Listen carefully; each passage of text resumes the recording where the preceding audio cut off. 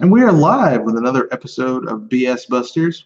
And we might have someone else drop in while we're talking, but before we get any further, let's have the other panelists here introduce himself. Go ahead, sir. Introduce yourself. Hello, this is Piggy Don from Video Game Facts.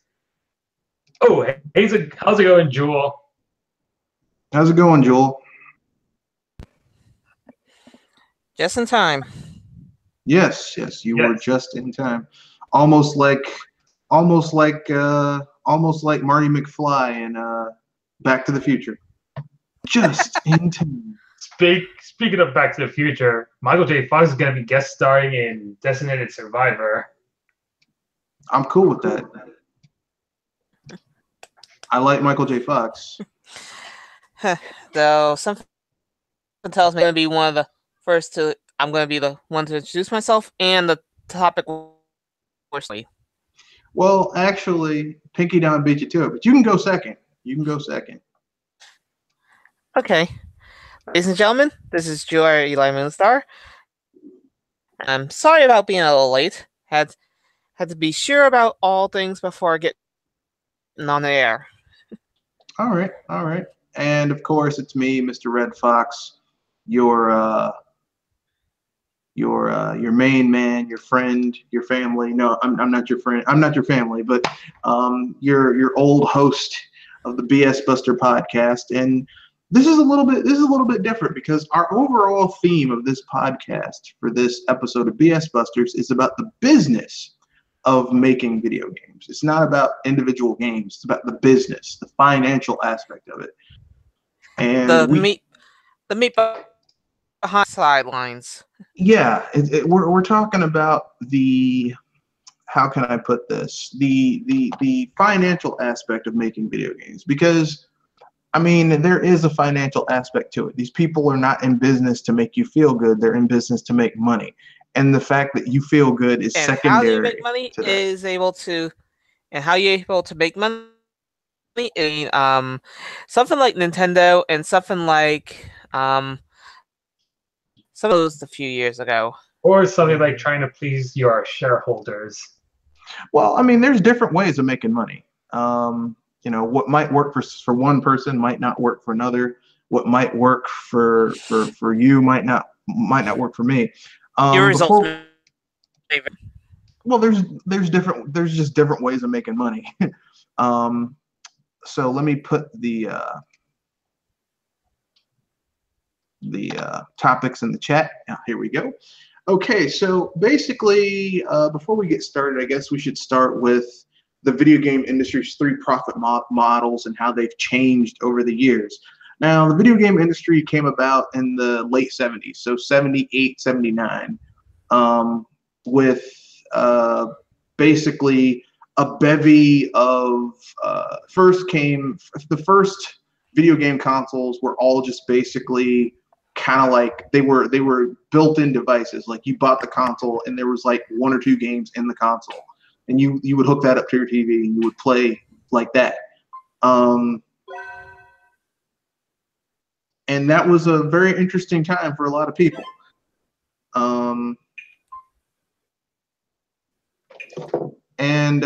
Basically, I mean, and then the way they made money back then was actually by selling software. No one made money on the hardware. They made money on the software.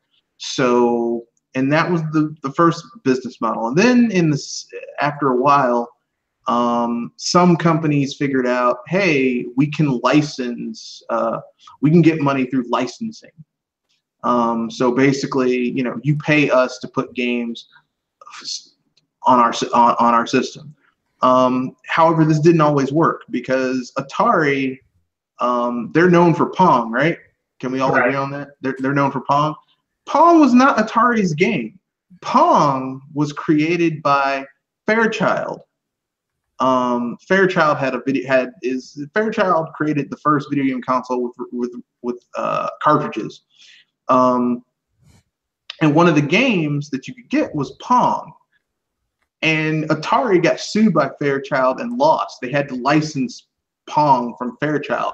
Of course, eventually Atari basically pioneered Pong, flooded the market with Pong. All these Pong clones came out, and Fairchild faded into history. But not in the way he wanted.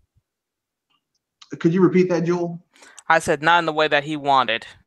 Well, yeah, the Fairchild was a company that kind of screwed itself because basically Fairchild was split into the hardware and software division, and the hardware division, all they did was make like chips, and the hardware division would sell these chips to the gaming division, who would basically, but they sold them at a profit. So basically, they were stealing from themselves. They were overcharging themselves for material, and it just was not a good thing. They were still, really? Well, basically, yeah. If let's say you're Nintendo and Nintendo owns the factory that makes the cartridges, right? Right. Why would Nintendo, like, they have to pay for the cartridges, but why would they pay more above what it takes to make the cartridges? Because the workers, they work for the company, they're going to get paid regardless. Like, why would they pay more to make the cartridges for themselves? You get what I'm saying? Like, it doesn't make sense. It's like that's a bad financial decision. That's why I was wondering. That sounds like you're just digging your own grave. Yeah. Or it would be like Sony paying more than they have to for the material for their CDs. Like from at the factory. Let's say Sony owns their own disc printing factory. I think they do, and they pay more than what they need to in order to print the discs for their Blu-rays, their CDs, their DVDs. Like, that doesn't make any sense. You know, that's bad. That's a bad business decision, and that's what Fairchild did, and that's partially why Fairchild kind of collapsed. But anyway, yeah. But I'm kind of a little bit of a tangent. But basically, like, initially it was just you made a product and you sold it, and then they figured out, hey, we can license games, which is what Fairchild did. They licensed Pong to Atari, and Atari basically made Pong arcade games, Pong home console games. And it was like the rise of Pong clones, because the little all-in-one video game consoles that were competing against the cartridge ones, like, they all had Pong and variations of Pong. And basically, that caused the first video game market crash, was that there was all this damn Pong, and some of the games kind of sucked, and it was just, the first video game crash happened in the first 18 months of the video game industry getting off the ground. A bad start. Yeah. And then 2 years later, the second video game crash happened in 81. I think it was 82. No, it was 81, and then literally another year later, you had the third video game crash, which was the one that basically was the ET. The bad game design. Yeah, basically every time you had a crash in the first like 4 or 5 years of the video game industry kind of really settling in, Atari changed hands. In the first crash, Atari, Nolan Bushnell, basically got investors on board to raise capital to expand Atari. The second time, it was sold to Warner Brothers, and Nolan Bushnell got the hell out of Dodge. And the third time, Warner Brothers sold it off to Jack Tramiel. So basically, over 5 years, Atari went from good to bad to really bad. Yeah. In the profit model, like, Atari basically had a business model that didn't really work because people weren't buying the games, and they flooded the market. Like, everyone was making games, and a lot of these games were subpar, so there was no quality control. And so basically, this gave rise to the second profit model, which was licensing plus first-party games. And then eventually, now we're into another, and that lasted for like 10, 15 years. But now we're seeing a new profit model come about, which is games as a service. Which there are games where this model works. Like, if you have an MMO or an online first-person shooter, like, let's say you had Splatoon. Splatoon is a game that is also a service. The cool thing about Splatoon, however, is that Splatoon has LAN play. So basically, once the servers for Splatoon or Splatoon 2 are pulled, you can conceivably, if you own a PC, create a home brewed server and still play with other people. So, I mean, but for other, In a sense, I was about to say, in a sense, you can still play it with if even if they are close by or far away.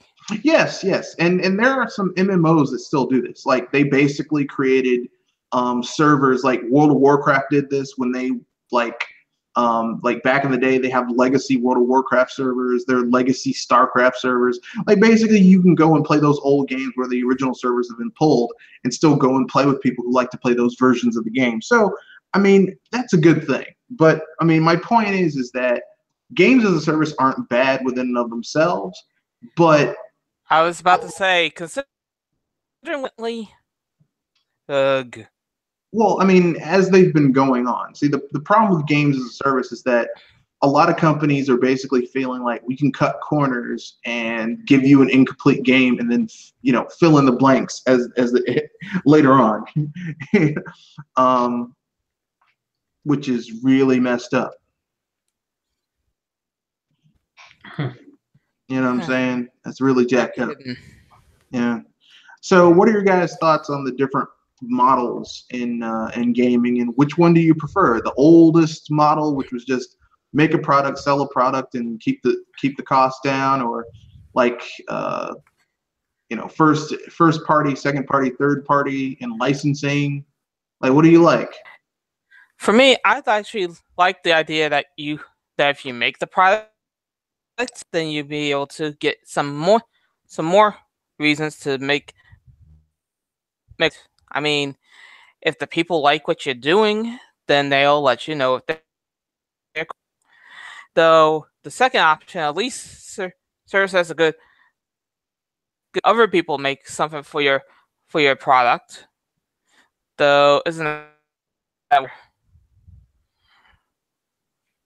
Okay. As for me, I prefer the second option, first, second, and third party. Okay, with licensing. All right. Yeah. I mean, I'm gonna keep it real. I think all three models can work if people take care to If use done them correctly. properly. Yes, if they're used properly. If you just flood the market with subpar games, like what happened with first thing, where people were just like everyone was trying to get in on the bandwagon, so you had really bad games coming out that were cheap, but they were bad, and that kind of tanked the industry the first time. Or the second model, which is where everyone's trying to chase AAA. Everyone's making the games have AAA budgets, and so they have to sell 5, 10, 15, 20 million units in order to turn a profit, and that's unrealistic. And then the third model, where they're taking out content to sell you later as extra content, kind of like EA. But that's not cool. For those of you who are watching the podcast, you can leave your questions in the comment section. We'll get to them as the podcast goes through. We might do them all at the end in a Q&A session. But let's move on to the second one. I mentioned earlier that every time Atari did badly, every time the industry crashed, Atari changed hands early on in the video game industry. Speaking of Atari, who here has any thoughts about Atari's alleged next foray into home gaming with the Atari Retro VCS? Yeah, that was mentioned back last year. Yeah, but then the GoFundMe was canceled because they didn't have a working prototype, and a lot of shady stuff was going on, and the guy in charge of it had to leave the company, and now they relaunched it as. I mean, it's really shady. The whole thing is shady as hell. But your guys' thoughts on it? What do you? it's doomed to fail they from the start. I was wondering where's and I'm wondering how long it's going to take before it crashes. And it's probably 1 week. Well, I mean, you have to remember that Atari, as we know it, doesn't exist anymore. I mean, I'm a little too young for Atari, but people older than me remember Atari being a thing, and Atari doesn't exist like that anymore. And the games that Atari does have, like you can get on PC for very little. So I don't know why anyone has to, subject themselves to torment. Like why put out a home console for games that people can get for, like, let's say the home console is $299. Why would I buy an Atari console for $300 for games that I can get for like $5 at the most now on PC for free, like or for really cheap like that? I mean, I don't know who this is for. Like I don't think people have nostalgia like that for Atari. Like I don't think people have that type of, and I'm one of the people who, has like 2 Atari consoles and has a decent amount of Atari games. And even I'm like, that's okay. I'm cool.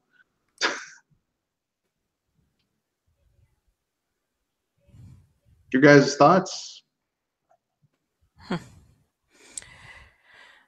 All I have to say is, to be honest with you, this concept to me, like, it feels like we're back in the with what they're planning.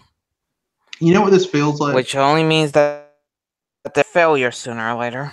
This feels like the Ouya, but with a more recognizable name next to it. Yeah, I remember I was about to mention that this is the Ouya all over again, because remember how it was hyped up to be the next big thing? Mm-hmm. As in the console killer. Well, I mean, and the thing is, the Ouya was just mishandled from the start. It was just incredibly mishandled. They're like, okay, it's an Android-based console, and we're gonna have all these games, but these are games you can play on your phone. Like, there were no games on the Ouya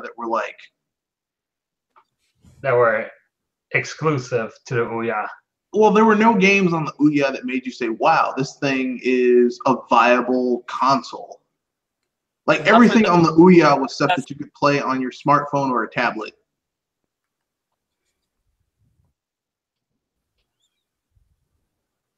Nothing really impressive, right? Yeah. I mean, it's the reason why I really, it worries me that all of these various gaming companies are porting 3DS games to the Switch. I'm like have a feeling of a different style than the Switch. Well, yeah. The thing is like I know a 3DS game, and I know a console game, and 3DS games are handheld games, and console games are console games, and I don't want the two I want the two to be separate and not come together, because I'm not paying more than like $40 for a handheld game. And I don't want someone selling me a $40 game for like $50, $60. Plus handheld games have a different feel. Like, a handheld Pokemon game feels completely different from a console Pokemon game, and it should, because they're 2 completely different mediums, right? Right. But that is, and I could use other examples, but those are the most easiest to elaborate on. But I guess we can move on to the third topic. And I think we're all familiar with this: the death of middle market publishers / studios. As we all know, we've seen a lot of the middle market publishers and studios die off, like THQ. THQ is a big one. LucasArts used to be a publisher and a studio. They're dead now. Both ways. Disney closed them. when they bought Lucasfilm. And now Disney Interactive is closed down as well. Yeah, Disney Interactive is closed down. I mean, what? Can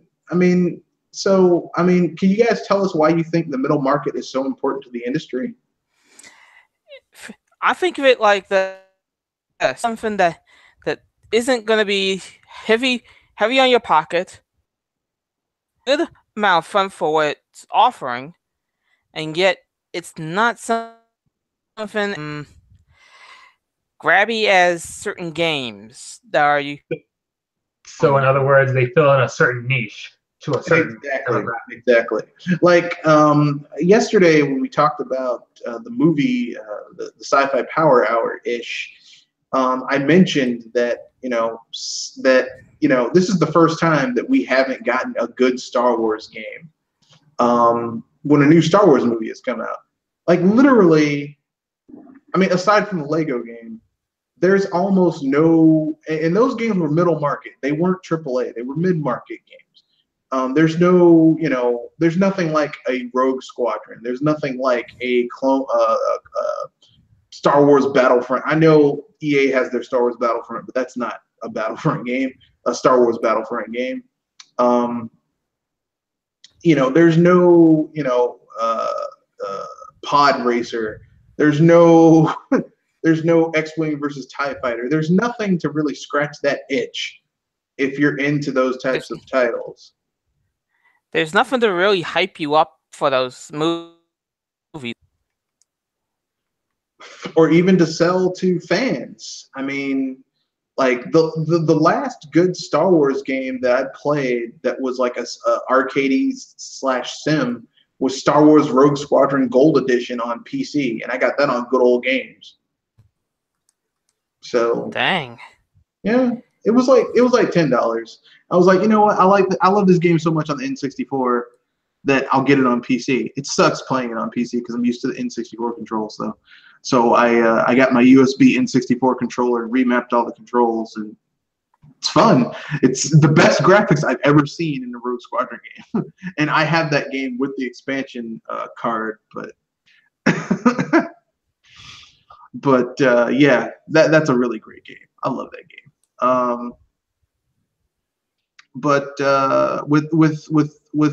So basically, we established why the middle market is so important in the industry. So who or what can take the place of the mid-market? We're not talking about indies, because indies are kind of like, they're taking the part of the mom and pop, smaller games, smaller budget games. We're talking about mid-market, like stuff that THQ used to do.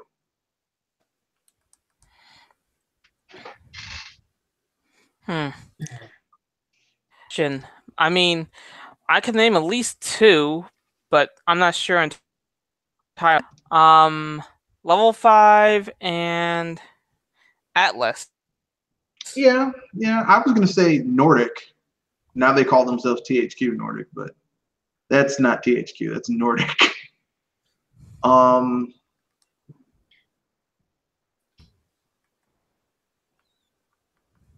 guess you could. I was thinking Atlas, but I don't know if they're already a mid class. Well, they were bought by Sega, and Sega's definitely mid-class now. They used to be one of the big boys, but now they're like the slightly fat boys, not the big boys. Like, don't you know who I am? I'm Atlas, bitch. No, I think Atlas. Could if they're run a little bit better. They could definitely become one of the mid-market, mid-tier publishers / development studios. And perhaps maybe Way Forward. I think Way Forward's a little too small to do it. Like they would have to, like basically, if Way Forward, Double Fine, maybe NT Creates, maybe I don't know, maybe like the studio that made Drink, like maybe if you had like 3 or 4 smaller studios band together into a bigger studio, maybe. But we're talking mid-market, not like indies. Not like, yeah, we're 15, 16 people. I'm talking, mid-market. So 100 to 600?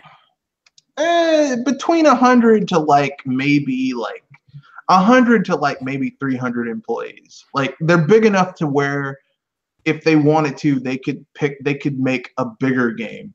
Like they could do something big. And yet it wouldn't be like they would be dealing with budgets that are bigger than just maybe like 1 or 2 million, like between 5 and maybe 10 million. I mean, that's AAA, but like that would be like a really high budget game like 10, 15 years ago. But now that's like it's not an indie game, but it's not like Star Wars Battlefront or Call of Duty or Final Fantasy 15. It's not. It's like something like the Sega 5, right? The Sega 5? You mean the Capcom 5? Kind of. Yeah, I mean, basically, like I said, it's the mid-market. Like we're looking at like mid-tier publishers. Mid-tier publishers, yeah. They're not indie. They're bigger than indie. Like basically, if the indies are basically like the little yip yip dogs, like a Chihuahua, and EA, Activision are like these big, huge wolves, then I mean, like the mid tier would be like a medium sized dog, like a mutt mixed medium sized dog. It's not huge. It's not 6 feet long, 6-7 feet long like a timber wolf. It's just normal size. It's not a yip yip dog, but it's not in the middle. And so basically, kind of like we're seeing less of the mid tier, and I was just wondering if who or what can take its place. I noticed you guys said a lot of Japanese developers. I guess you could call Square Enix a mid-tiered publisher now, even though they've been fucking up big time lately. I was about to say they're a small tier because they hold a large property. Yeah, kind of is their only foothold. Yeah, they hold a lot of large properties, but what do they? I mean, these are the people who they missed a deadline to get Kingdom Hearts 3 out on the PS2. It never even hit the PS3, and now it's coming out for the PS4 and the Xbox One. That's 2 generations. Yeah, it skipped 2 generations. These are the people who said, yeah, we're making Final Fantasy Versus, and it took 2 generations. Like, I mean, that's not mid-tier. That's just abysmal. That's some indie gamer shit right there. Yeah. So I can't really call them they may be mid-tier in terms of size, but they damn sure don't act like that's mid-tier. Yeah. That's the thing. I mean, that's some half-ass mammy-made Rand shit over there at Square Enix. But enough about them. The next topic is, are we wrong about EA? Now, there's 2 articles here. One is from a guy who was a BioWare studio head, talks about life under EA, where he's like, yeah, it's not that bad. Then another one is from a guy who worked at BioWare for 7 years, and he's like, yeah, they're terrible. Your guys' thoughts for or against EA? And do you believe their business model is really conducive? Or, elaborate. Give your thoughts. Yeah, I'm still gonna be fully against. Believe that they're trash. You're not believing the hype. Don't believe the hype. So why? So why are you guys? Yeah, they're totally full of shit. Why? The way they treat their employers and their employees, as well as shutting down every single studio they own if they don't meet certain demands. Yeah, I could see that. I got it. I mean, here's what I'll say. I read both articles, and each of these people worked at BioWare. One guy was the head of the studio when they made some of the worst games they ever made, and he's the one who's like, "Yeah, EA is great." And the other guy was there for just as long, but he was there when they made good games. So, I mean,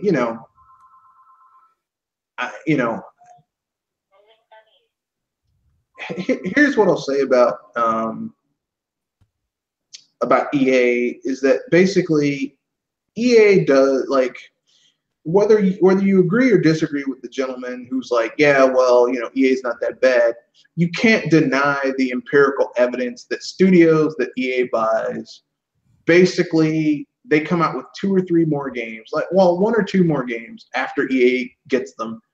And the first game they come out after EA gets them is more casual and it sells a lot.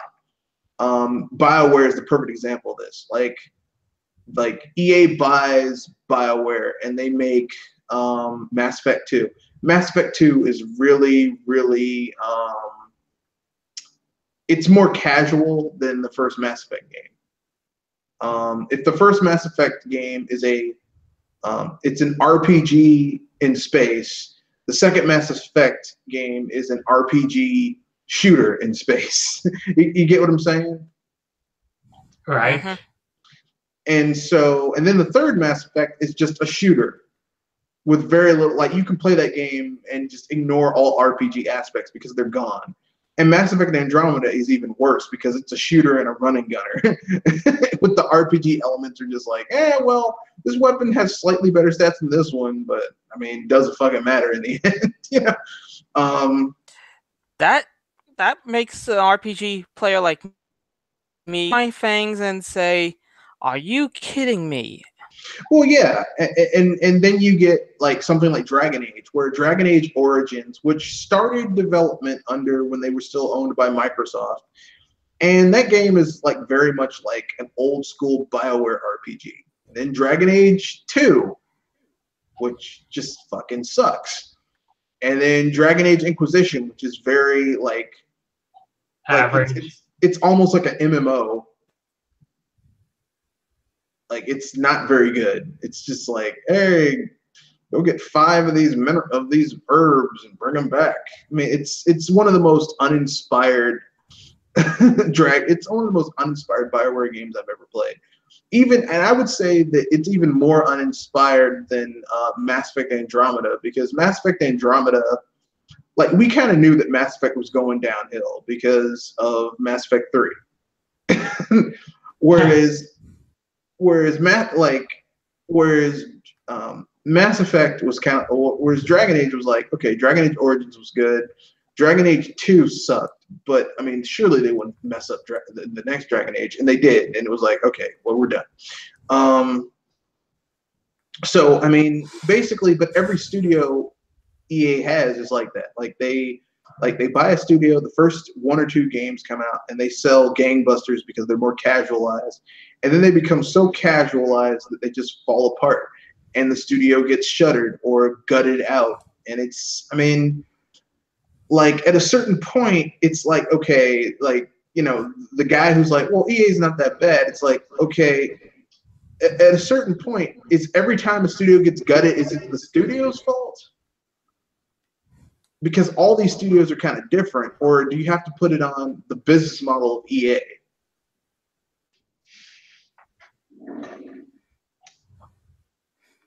Thoughts? Anyone have a Yeah. I just wonder, how can somebody say that EA ain't that bad when the evidence is showing you that it's eating companies that don't meet their quota?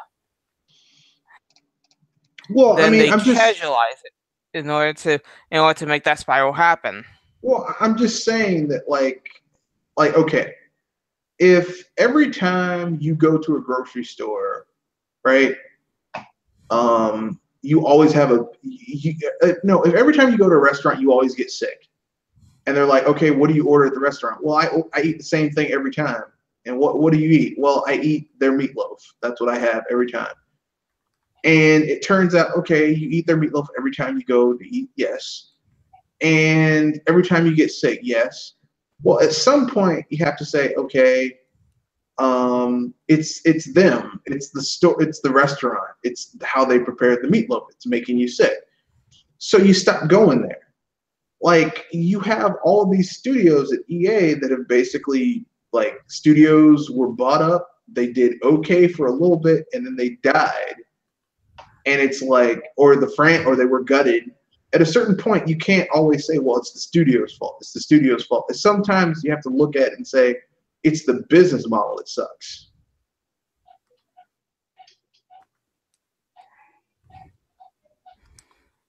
How many people are willing to say? How many people are willing to say that? Not quite enough. Not quite enough. But you know, I mean, EA's business model for the longest time was, we're going to buy a studio, we're going to give you a budget, and we're going to make your games more appealing to the mass market, and that's how we're going to make our money. Now their business model is changing to, we're going to strip out features so that we can monetize it, and we're going to make it a live service so that like you will continue to play this game for 2 or 3 years and give us, like, let's say, even if you're spending $20 a month, $20 a month for a year is like $240. $240 times 3 years per year for 3 years is $720. And if you think $720 over 3 years, and if they have a game that sells like 10 million, if 30% of the 10 million people who buy a game spend $20 a month for 3 years on it, that's a lot of money. A lot of extra money. And this is unfortunately the shocking truth behind EA in 2018. Yep. EA but that's the thing about microtransactions. That's why I tell people, if you really want EA and Activision and Ubisoft to not have microtransactions, don't buy their games for a year. Just and don't be like, we're just not going to buy their games. Tell them, we don't like microtransactions. We don't like games as a service. If you hit them in the pocketbook, they'll be like, yeah, maybe we need to go back to an old business model where people buy our shit. That's the thing that I recently posted last week. That somebody seriously not thinking that if we cut off EA money services, as in their online trans, then it will make them understand that we're not wanting this system anymore. Oh, and what about contributors? I was going to say that how come there's people buying the games that have these in the first place? Well, I mean, the thing is, gamers are like, well, you know, we're going to complain about it. It's like, you can't. Here's what gamers don't understand. You have the greatest power of all. If you don't buy the game, you hit them where it hurts the most. Okay, think of it like this: like, how are you going to complain about the food when you ate it? Like, you go to a restaurant, you're like, man, that steak sucked. Well, I don't see it on your plate. Yeah, I ate it, but it sucked. You ate the steak. You know, like, why complain now about it? Now, if you don't go to that restaurant, say, I don't like this, I'm not going to eat there, and enough people don't do it, that place, they have to change their menu. They have to change their actions because they're losing customers. I don't know why gamers don't seem to understand that, but it is what it is.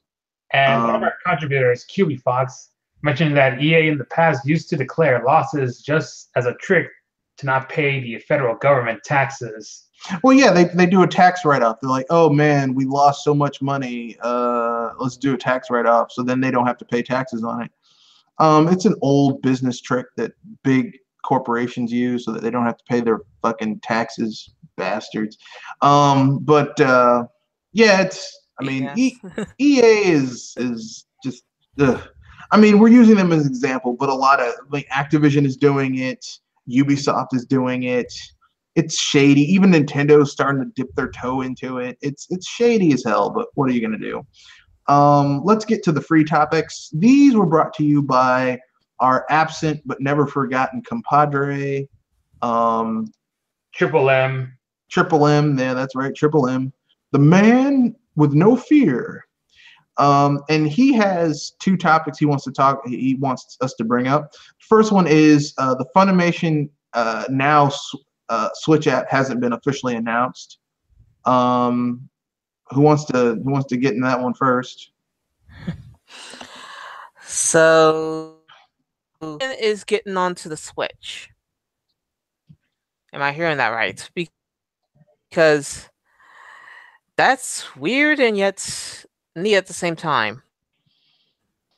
I mean, I'm not really surprised by it. I mean, I'm just going to keep it real. I mean, Wonder what's the catch, if there's any.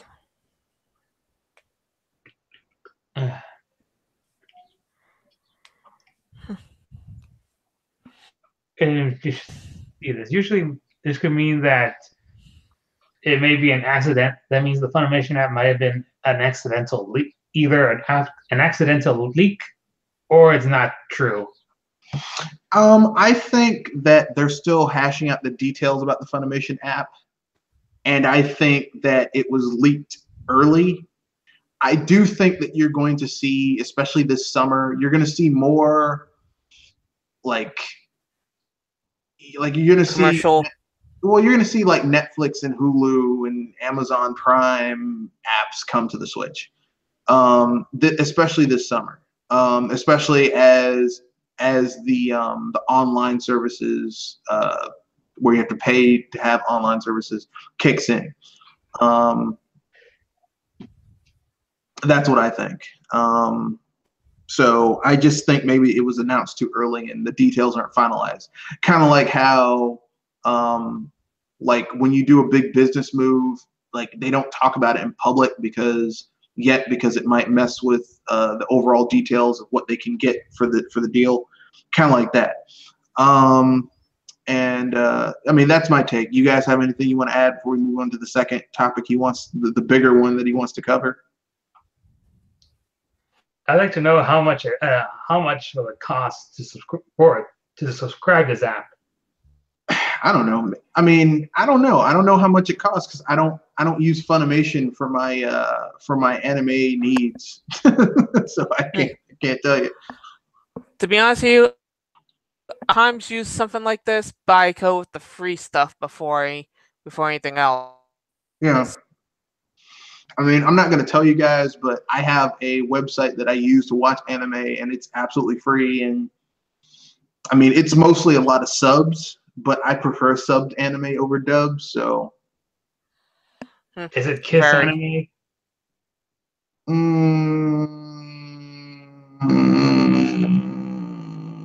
I'm not sure. Let me look it up. Yeah. It could be. Let me look it up. It's I don't think it is Kiss Anime. No, it's not Kiss Anime. Thank God. No, it's not Kiss Anime. But basically, I don't like Funimation because most of their animes are subs, and I don't like subs. I like dubs, and I don't like commercials in front of my shows. So for me, I'm dubs and subs, but only to a certain degree because, well, if anything, yourself with the subs. I mean, I'm just not a huge sub fan. I don't like subs in my in your anime because you don't want to read.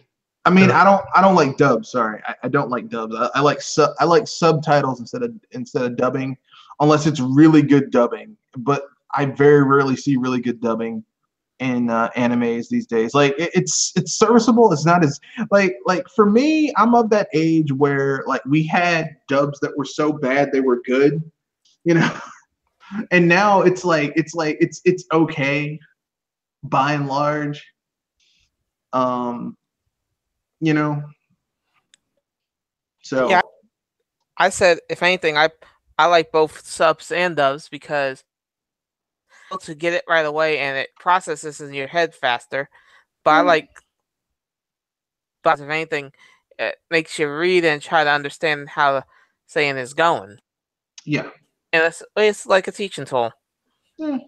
I wouldn't call subs better than dubs, because there are times when the subs will tend to be either mistranslations, or they don't fit or they don't seem to fit into the context. Kind of like the infamous "people die when they are killed" subtitle. Well, I mean that's true, but I mean for me subs are better than dubs just because, like, especially if it's like conversational Japanese, it's much easier to understand what they're saying. And plus, I mean, not so much for anime, but for but for like movies from like Hong Kong or Japan, it just does not sound like the dubbing just doesn't sound right. Cause it's like, I know how Chinese people sound when they're speaking Chinese, and that just looks ridiculous. It's like you watch an old Jackie Chan movie that's been dubbed over. It's like, I know how Jackie Chan sounds. I've heard him speak. He doesn't sound like that. This is ridiculous. But that's neither here nor there. Let's go on to the second question that and the bigger one that Triple M found, which is also showed by one of our contributors in Video Game Facts. Yes, and this is an article that basically talks about how Nintendo has basically given a sweetheart deal to NIS America. Well, I'm just gonna call them what they are. Nippon Ichi Software America. Where basically they're doing a sweetheart deal with them, where all the physical versions of their games are coming to the Switch only. So if you and I mean, I'm not cool with that. I mean, I don't really care, but I'm not cool with that. But the reason they're doing this is because their games are selling gangbusters on the Switch compared to what they're selling on the PS4, which is not surprising because the audience for those Japanese style strategy games is not on the PS4. I don't know why people are so shocked by that. And I'm actually, because if anything, this is saying that there's thing, and usually it's Nintendo that gets the short end of the stick.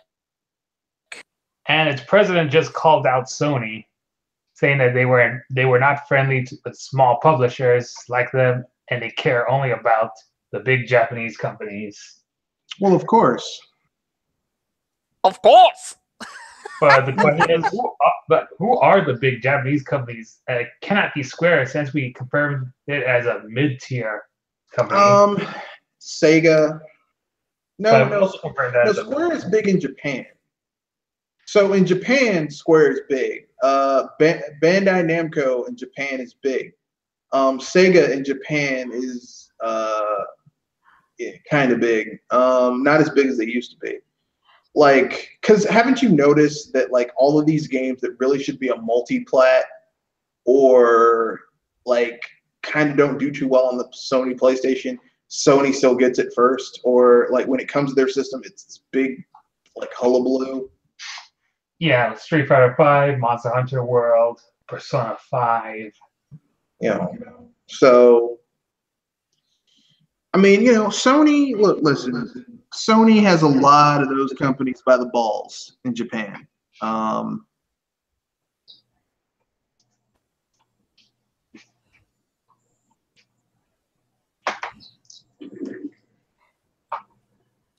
So, I mean, yeah. I mean, look, listen. I don't like these sweetheart deals, but I mean, if gamers can get games, if Nintendo gamers can get Disgaea and other Nippon Ichi Software games to come to the system by basically buying the physical versions and basically handing bags of money to Nippon Ichi Software, then it is what it is. I'm not happy about it, but I don't like sweetheart deals. I was gonna say, if it gets them out of Sony's grip, because let's face it, no other company deserves a terrible death from having to deal with Sony. Not even the companies that we've been criticizing more often. Not even Sony. I mean, not even Square Enix or Capcom. But that is what it is. So I'm gonna look and see if we have any questions in the comment section. If we don't, I could just roll in some video gaming news from this week. Yeah, you guys can bring up your own topics, and then we'll wrap things up. This was relatively short. This was a relatively short BS Busters. I'm not angry about that. We got through the topics in a relatively fast and so let's see. Do we have any questions in the chat section? No, we have no questions. So go ahead, Pinky Don. Okay. So the first news at this. This 1995 developer interview with Super Mario RPG that got recently translated for everyone to read. Basically, it mentions how Square struggled to fit Mario into an RPG. Of course, we all know how that turned out, given how well received the game is overall. I find it hard to imagine that Mario to certain game genres, short of some weird ones. I mean, Mario can be put in practically anything. I mean, he's been in fighting games, he's been in golf games, he's been in boxing, he's been in basketball games, he's been in carpenter games, he's been in with Wrecking Crew. I mean, the dude is versatile as hell. I don't know why they're like, man, we don't know how you can make an RPG out of this shit. I'm like, but you can make an RPG out of anything. I mean, the only genre he hasn't touched yet is horror, even though he's been in 2 as a damsel in distress for Luigi. You know what? I think he's conquered horror too, because think about being inside of Bowser's body in Bowser's Inside Story and how the Mario Brothers could have been expelled from his body the other way. That's pretty horrifying. And please don't make me think of that. And I think also that maybe the haunted house in Super Mario 64 with that friggin' piano. That's pretty horrifying. I think that piano is annoying to me. Especially the first time you run across it, you're like, oh, what the hell? Dang, oh, shit. I mean, that's pretty horrifying, you know? I can't deny the first time that I saw, I actually almost dropped my controller. Yeah, so I think we can all agree that even Mario's even dabbled a bit in horror. But yeah, your other let's see, other news. Square Enix desperately trying to get damage control about Dragon Quest XI not coming to Switch yet. Even though they promised that version being released simultaneously as the PS4 and Vita version. Yeah, here's the thing. Here's how I know they're full of shit. Because it's also coming to the fucking Vita. And the Vita... Give me growl. No one's supporting the Vita anymore. Like, nobody. Oh, wait, it doesn't mention the Vita. It just mentions PC and PS4. Well, okay, fine then. It's coming to PC and PS4. All right, fair enough. They're like, well, we can't get the Unreal Engine. It's not updated for the Switch version. I'm like, and you guys didn't know this last year? You didn't know. You didn't figure this shit. You didn't call up Unreal. Hey, man, could you update the engine? We need to get this game ported.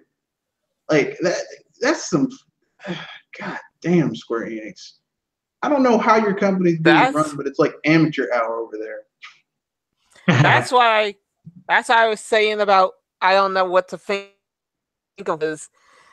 They own such big properties, and yet look what they do. They're doing stupid.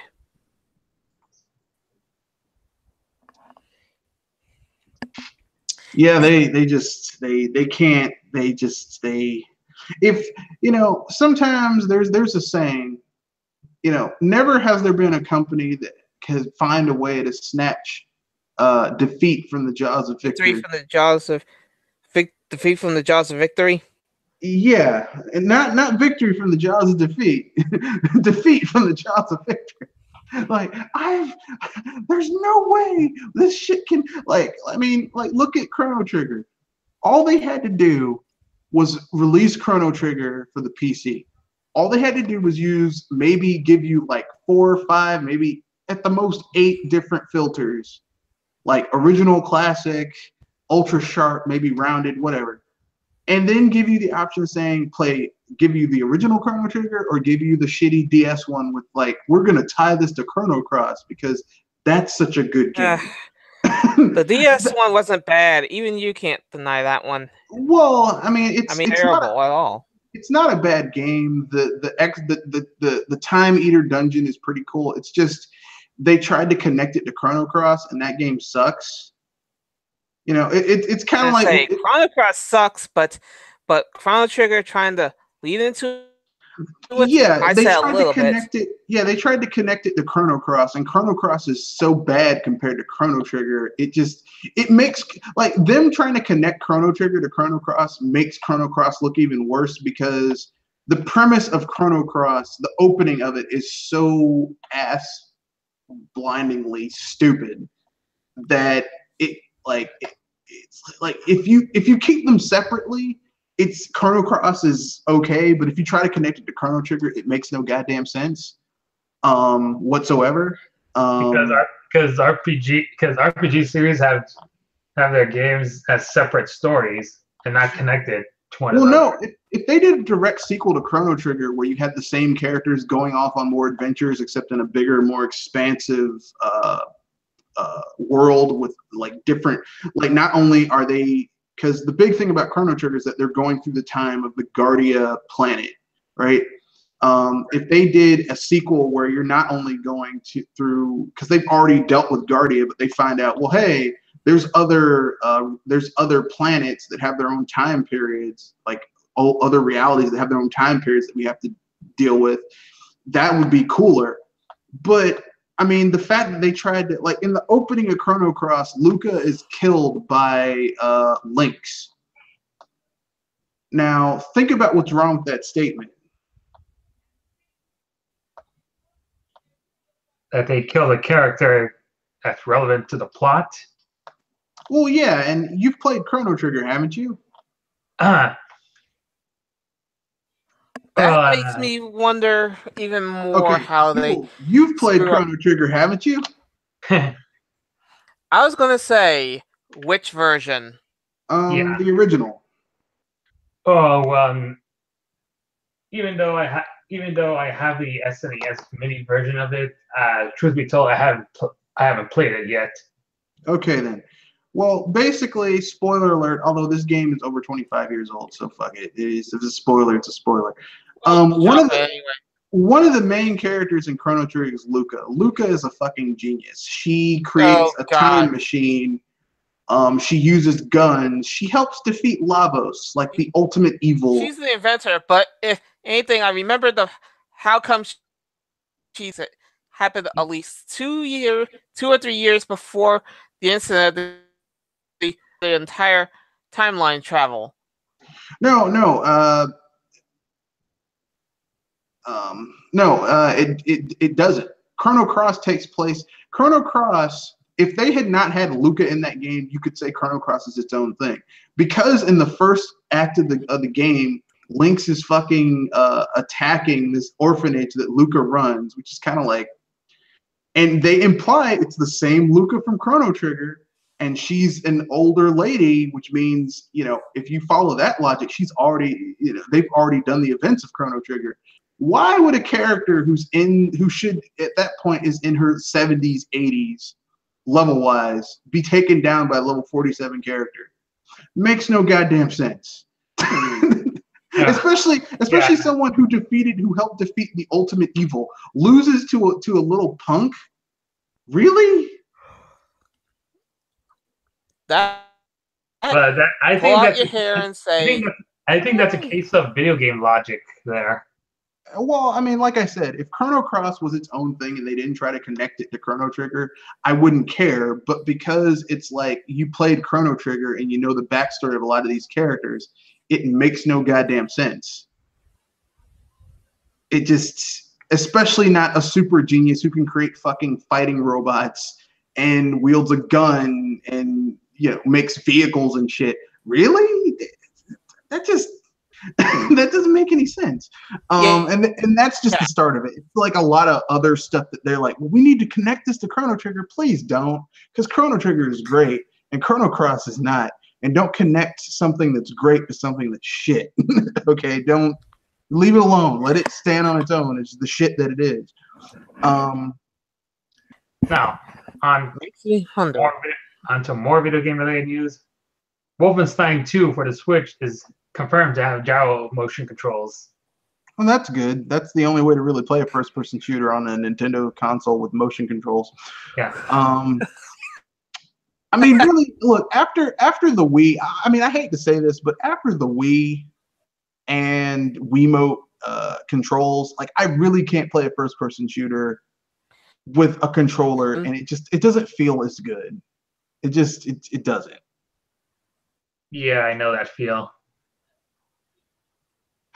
It's like I went back and tried to play Metroid Prime on my GameCube. It just doesn't feel the same without that Wiimote and nunchuck. It just doesn't. Yeah, that's the same thing when I played Federation Force after playing the Metroid Prime trilogy. It just doesn't feel the same. Even though the game has added gyro motion controls for the 3DS. Yeah. Now on to other gaming related news. Seems like gamers have noticed that Donkey Kong has a nose job in the Switch version of Tropical Freeze. I think they just changed the model a little bit. I'm surprised nobody mentioned that DK is on one version and a 3DS on another. Yeah. No, he has a Wii U in one version and a Switch in the other one. And I'm surprised that nobody has mentioned that the model could be an indication that they're making the upcoming Donkey Kong Country game using that said model or something along the lines. I mean, Donkey Kong doesn't change drastically between games, so I mean, Yeah, I mean, the one time that we made happen was when we see DK with a tie and how his graphics. I mean, try comparing the DK from Super Nintendo to the 64 to how he is now. The only difference is it's like watching is the graphical. I was gonna say it's like evolve.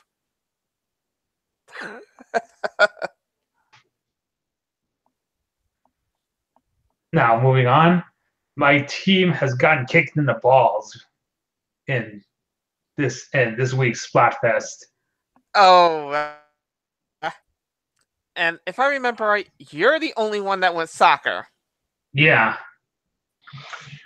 Look, man, I don't know what to say, man. I mean, like if you're playing Japanese player, football is not really popular in Japan. Baseball is huge, though. They love baseball in Japan. So. Yeah, but the thing is, soccer got the popular vote, but we lost both solo and team matches. Well, there you go, man. Oh. They love. Look, man, I told you, man, they love baseball in Japan. I mean, look, go ask Daisuke Matsui. But that's neither here nor there. You have anything you want to bring up, Jewel, or are you done? I'm pretty, but I'm actually wondering we could do for next week? Well, I don't know. I mean, there's always some BS coming out, and we'll probably have to talk about it. So I don't know, but whatever it is, it's going to be fun, and we will, talk about it as per usual. So who wants to? And anyone? Any of you guys read Brawl in the Family, the popular webcomic series? No. It's coming back? Oh, actually, basically the creator of Brawl in the Family is starting a Kickstarter, making a new comic book called Too Bad Waluigi Time.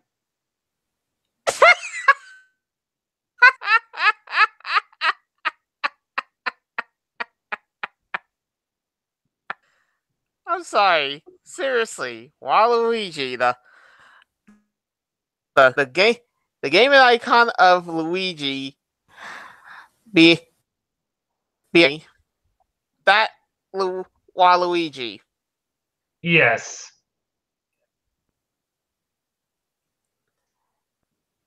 I don't know. I don't like Waluigi, so I'm having my laughs because that's stupidly funny. I don't know. I just really don't like Waluigi. I know some people like him, but I don't. I consider him the clown of the Mario crew. Nobody gives him respect, or the Robbie Rotten of Mario.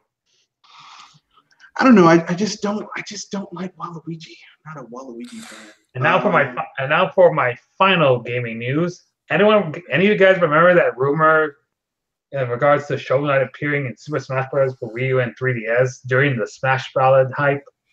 Yeah. Well, apparently the origin of that leak started by some guy named Ryan Brown. And here's what he said. Fun fact, the Shovel Knight Smash Bros. Rumor from years back, that was my bad. I had the amiibo leaked to me and wrongly made the leap as there was only Smash Brothers amiibo at the time. I gave the info to Lion Robertson, and he took all that for it, took all the credit for it. Lion Robertson responded and said, "Don't worry, I'll be directing all future ire in your direction." And made a second tweet. Seriously though, don't worry, I didn't take much heat for that. It was pretty clear that I didn't know whether or not it was true, and as soon as a month after I was saying, I didn't necessarily believe it. So basically, I apologize for not giving him credit for the rumor. I mean, it would be cool if Shovel Knight was in Smash Brothers, but I'm not like, I'm not wedded to it. Mm-hmm. And I guess that's about it for gaming news for this week. Leave it to Pinks to extend the show. Oh, I guess we should talk about our send-ups then. So this is Piggy Don from Video Game Facts. Be sure to visit Video Game Facts, where we talk about facts and opinions on the Gamosphere. I recently made a top 10 list of non-video game characters that will make it into Smash before Goku, as I promised a few weeks back from one of our shorter podcasts. Yeah, that was a fun one. I think this Tuesday or Wednesday, if you guys have a chance, here's some future content for you guys. Why don't we do a short little podcast, maybe 20, 30 minutes, about 10 characters who should have been in Smash Brothers before Cloud Strife. Hey. 10 RPG characters who should have been in Smash Brothers before Cloud Strife. I think that would work very well. So, yeah. Does that include other Final Fantasy characters? Yes, you can use other Final Fantasy characters. It's just they have to be characters who are more deserving than Cloud Strife.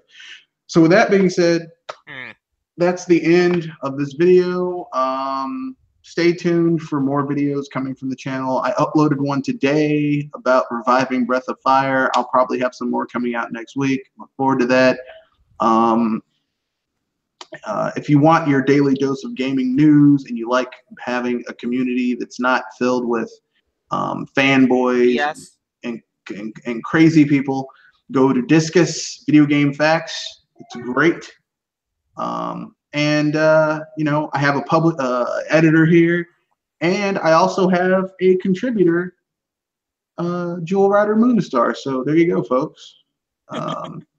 So with that being said, that's the end of this podcast.